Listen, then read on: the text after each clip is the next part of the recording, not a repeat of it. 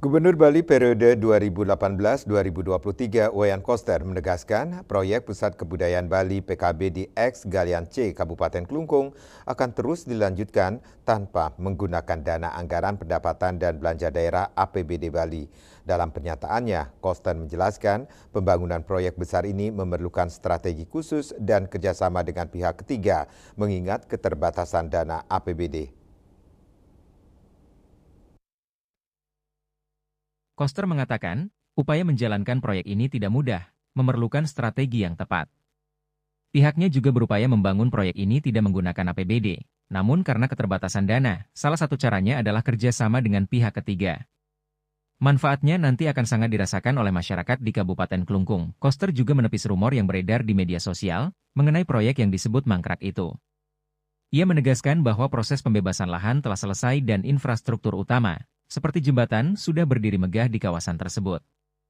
Koster juga menyampaikan bahwa pembangunan embung di kawasan tersebut sedang dalam proses, dan ditargetkan selesai pada akhir tahun 2014 ini.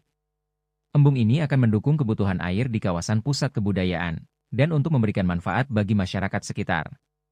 Koster mengatakan, dirinya merancang pembangunan ini untuk memastikan kebutuhan air di kawasan pusat kebudayaan Bali dapat terpenuhi, dan kawasan ini juga akan menjadi tempat yang indah, serta area bermain bagi anak-anak muda. Seperti diketahui, kawasan pusat kebudayaan Bali ini akan terdiri atas 3 zona, yaitu zona inti, zona penunjang, dan zona penyangga.